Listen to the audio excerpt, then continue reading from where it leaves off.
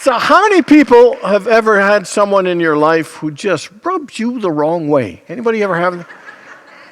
How many people ever know someone who was just hard to love or even hard to like? Anyone? And how many people have ever had someone that irritates you so much it takes all your strength to get along with them and not just go off on them? Anybody have that experience? You know, one of the facts and realities of life is that we all have difficult people to deal with. You know, every one of us has some people in our lives that kind of get on our nerves or that challenge us. People whose behavior or attitudes are negative or adversarial or maybe even toxic. And it's just tough to relate. It's just tough to deal, tough to be around.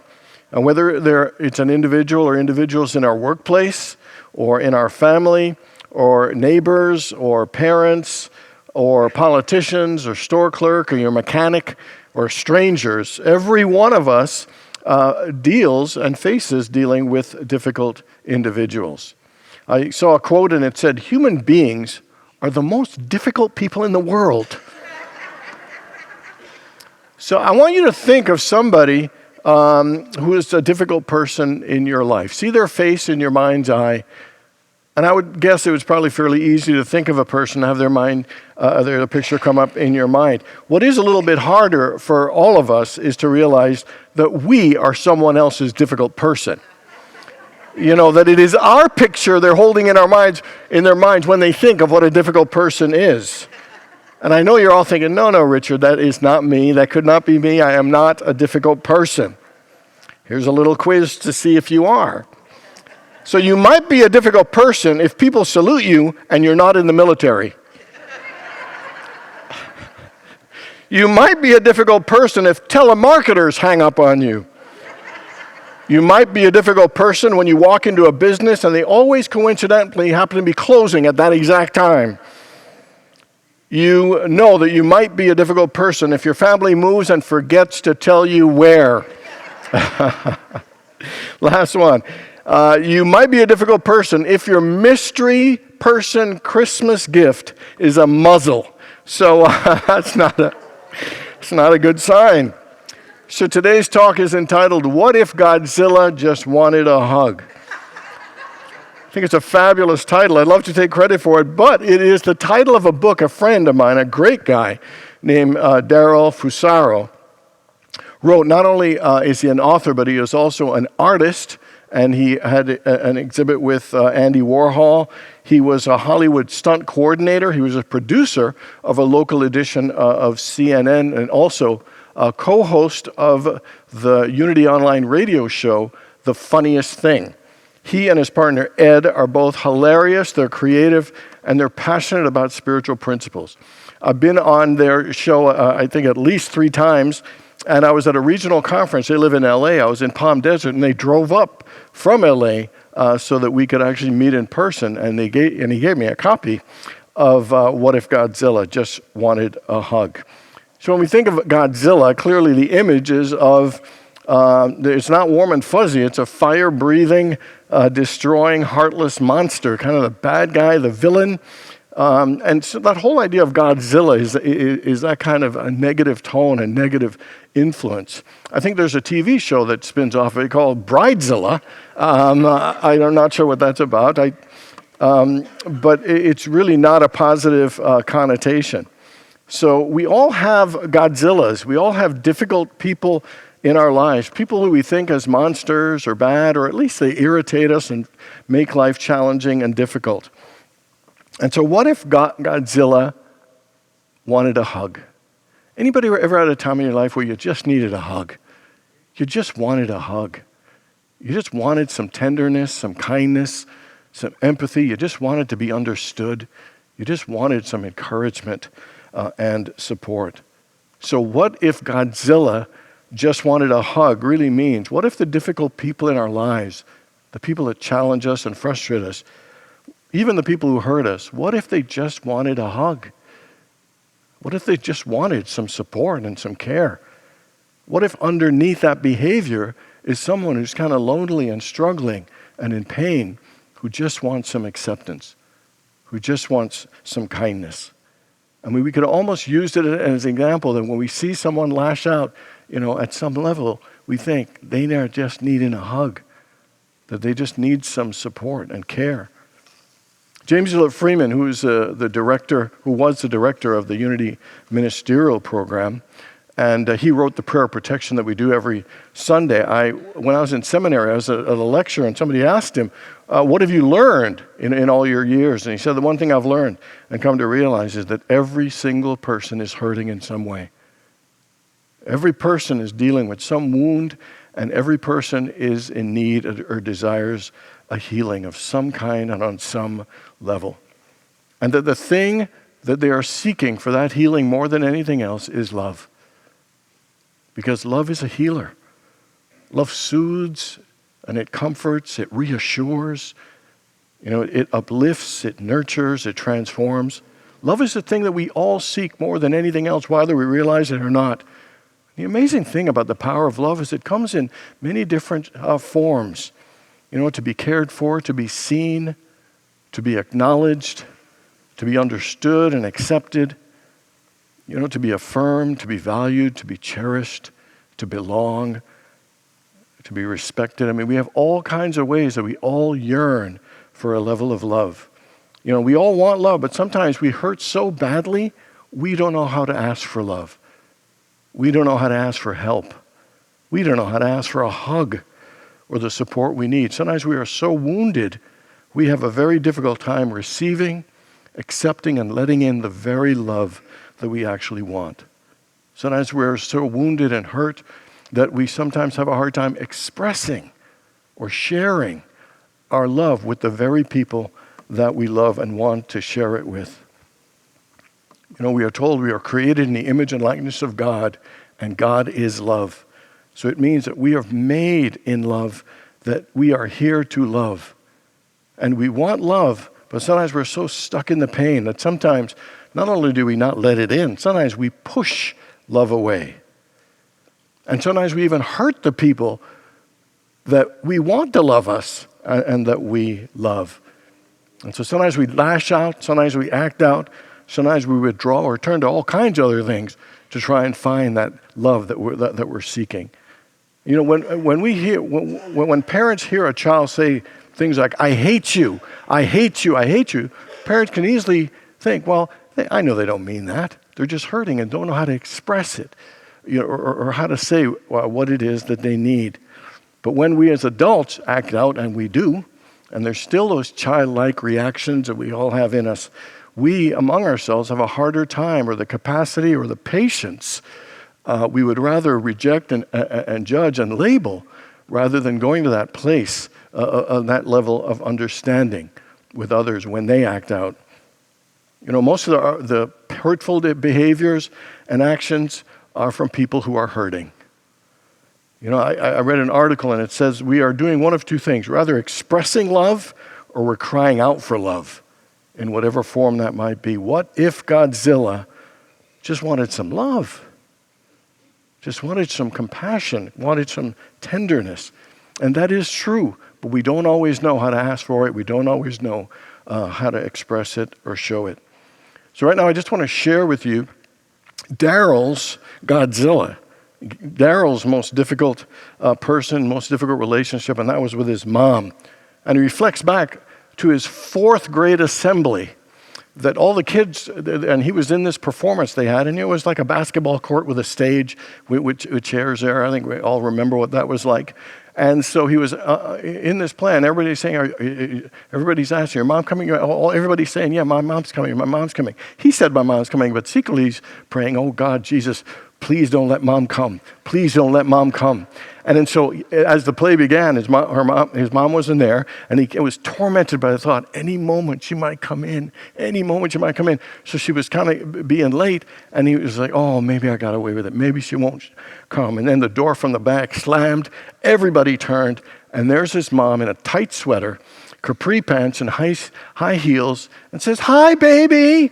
And even then he kept thinking, please don't let anyone think she's my mom. Please don't let anyone think she's my mom. And then she says, hi, Daryl. Hi, Daryl.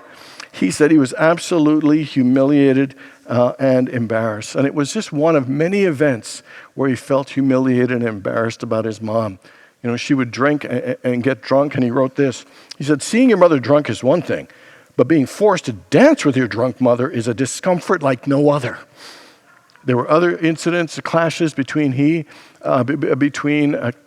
mom and his dad, and one of the worst ones had her running and leaving the house, running out naked at night into the house with the father, with Daryl and his younger brother chasing her down the street. And then, like a block away, the dad tackled her and, helped her with a terry cloth robe to put on. And unfortunately for Daryl, it was on the front lawn of a girl from school that he had a crush on. And he said he could still see her standing there pressed up against the screen door with her parents just staring at us on their front lawn, fighting and struggling as a family. And he said all of his friends that lived in the area, all the house lights were coming on to see what the commotion was. They were flashing like paparazzi light bulbs just to see what was going on. And he said it was like a walk of shame as they went back home, and wishing that he and his little brother were absolutely invisible. Shortly after that, the parents got divorced. An interesting thing is shortly after he left, Daryl discovered the poker money that his father would hide, and he had lots of rolls of quarters. So he decided to take a little bit of the money, and then, but he didn't buy it. He didn't buy anything for himself. What he bought was Starburst fruit chews. Is that what they call it? Starburst? Because all the other kids, he didn't even like it, but he was so in need of a hug and some attention. He was struggling with his mom not being there. And so he'd steal this money, buy these, and he'd be tossing it out, and kids liked him, and he just felt like he was valued. He felt like it was important. But after a while, stealing this money, the father started knowing the money was missing. So he said, "Daryl, I got to ask you something." And he thought, "Oh no, the gig is up." And he said, "Has your mom been around? You think your mom had anything to do this?" He said, "Yeah." And so he blamed his mom. And it was the beginning of blaming his mom for any and everything. Every bit of irresponsible, bad behavior, every time something went wrong, he blamed his mom for everything. And he kept blaming her. And then it got even worse because then at 18, his father died. And he felt even more alone. And he was filled with self-pity, filled with blame. And then all of his bad choices just hit rock bottom, and he was court-martialed at 24. And his military sergeant said, "Daryl, you are at a choice point in your life. You either got to change or you end up going to die." And it was in that moment he began to work on himself and look at himself and realize that he was the worst enemy, that he was the one who had full responsibility for his own choices. And one of those choices to improve himself in his life was to reach out and reconnect with his mom. Not to blame her, just to reconnect with her. And she was so happy that he reached out. And even though he didn't feel as close or connected, he was consistently connecting with her, consistently having interactions with her. And then so 15 years later, so his life is progressing along, he gets this guilty feeling about stealing the quarters and blaming her. And so he's thinking to himself, well, look, things are good with me and my mom now. My life's doing well. I don't need to tell her, but it kept eating away at him. And the interesting thing is, so he went to the mom and said, "Mom, I just need to tell you something.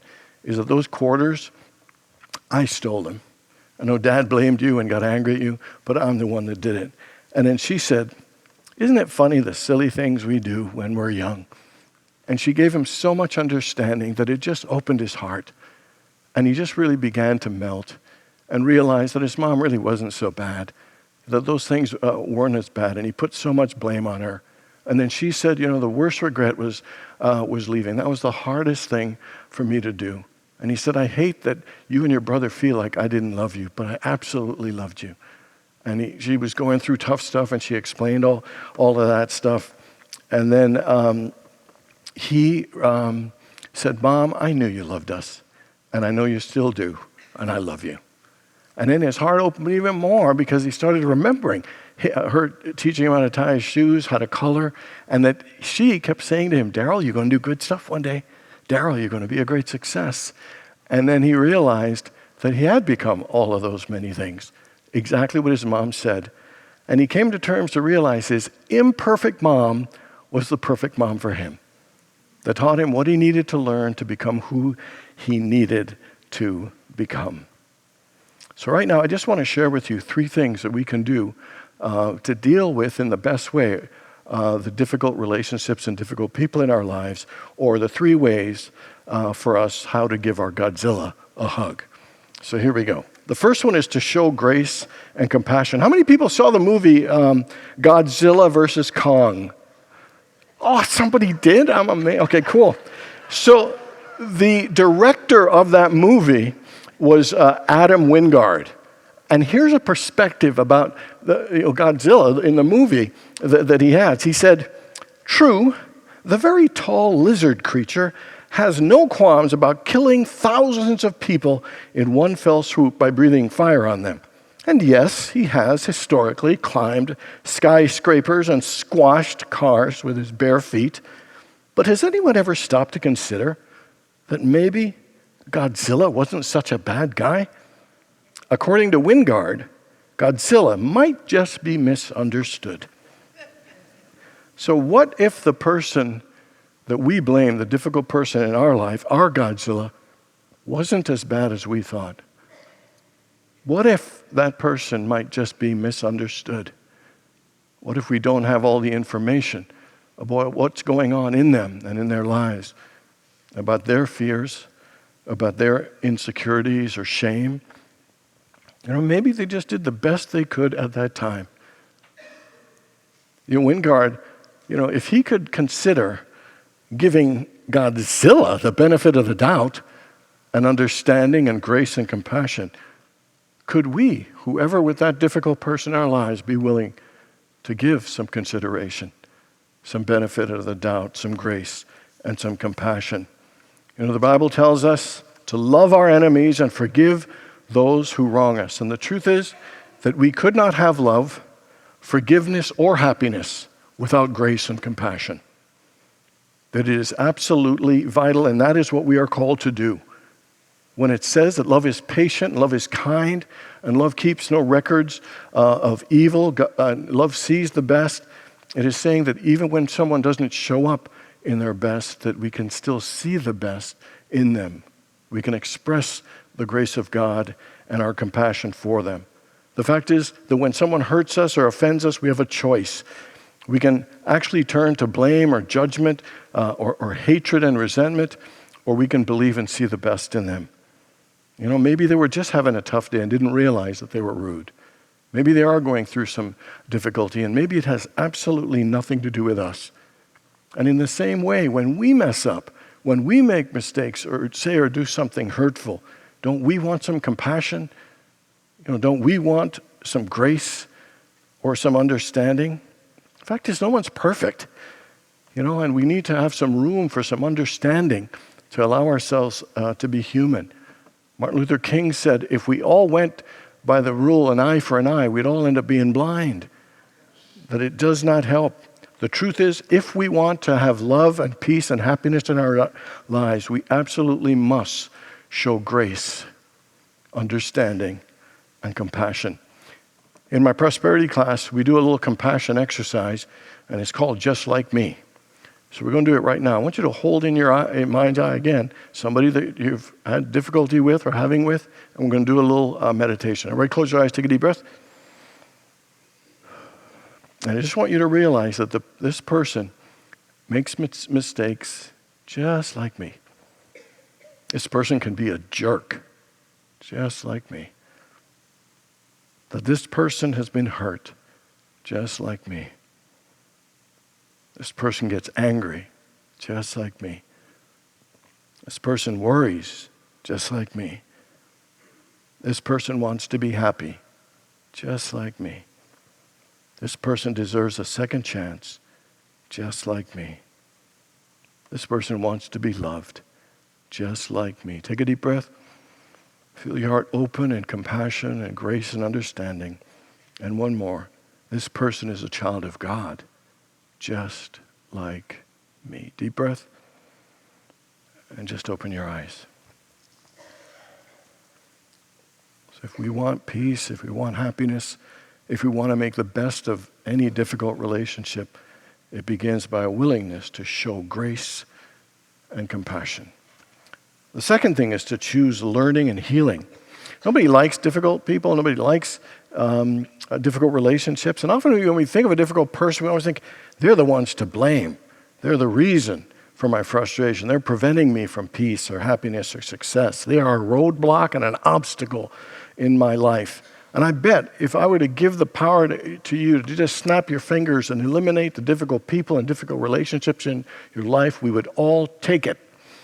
But I would suggest that if we do, we would also lose the spiritual growth and the wisdom and the insights. And working through that difficult relationship, our capacity to expand our ability to love and to forgive and to have compassion and express kindness. And we would lose our ability to become the full, amazing spiritual being that we came here, and we would lose the ability to love at the depth of love that we are called to live. I would say learning to deal with difficult people is one of the most important life skills that there is. I really believe that the quality of our relationships is the quality of our lives. And we draw people into our lives, that are there to stretch us, to teach us, and to help us. And I love that Darryl said that his mom was the perfect mom for him to help him be who he was. And one of the things and the reason is because he was willing to look at himself. He was willing to work on himself. That he was willing to help heal himself. And so sometimes we need to look at that relationship and ask ourselves the question, is what is this person in this relationship calling me to be better at or greater at?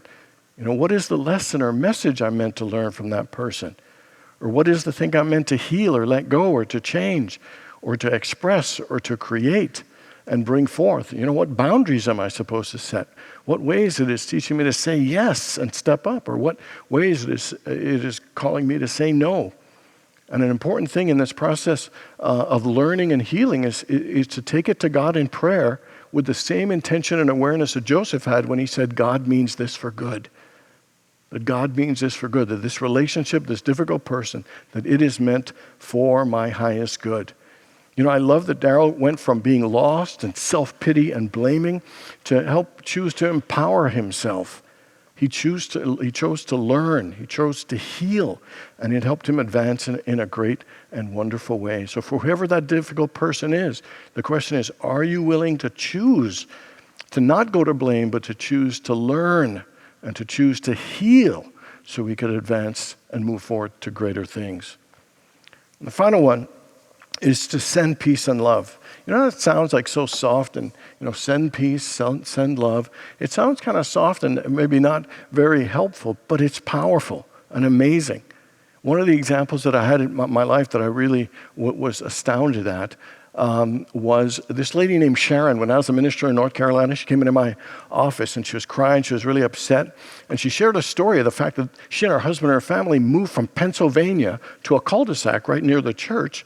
And that when they got there on the date of closing, there was a mix-up, and the closing date was a month later. So they had all their trucks and all their stuff from Pennsylvania. They had to put it all in storage and then rent a hotel. And there was a conflict with her and the agent. There was a lot of anger and tension. And the worst part is that the agent was also her next-door neighbor. And so there was tension, and the neighbor, all the other neighbors took her side because they knew her the longest.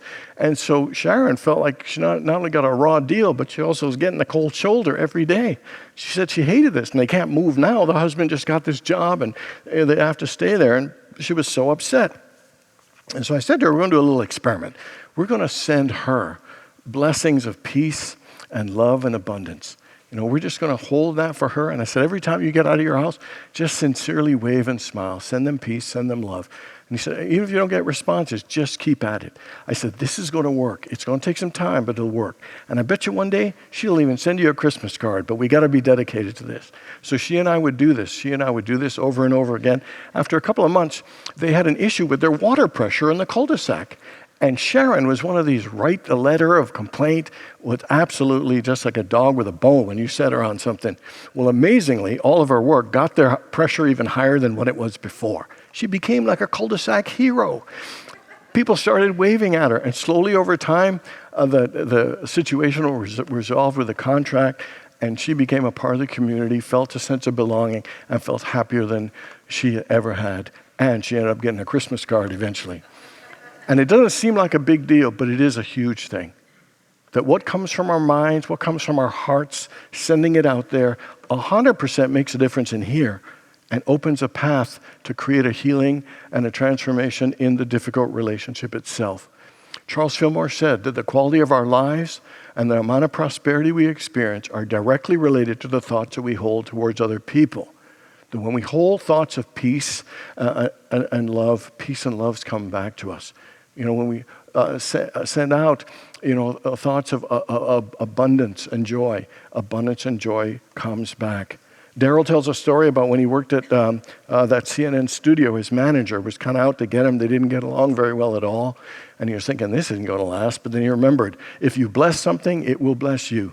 So he kept blessing the lady, sending peace and love. Whatever he prayed for himself, he prayed for her. And he said in less than a month, this lady came and they started having conversations and interactions.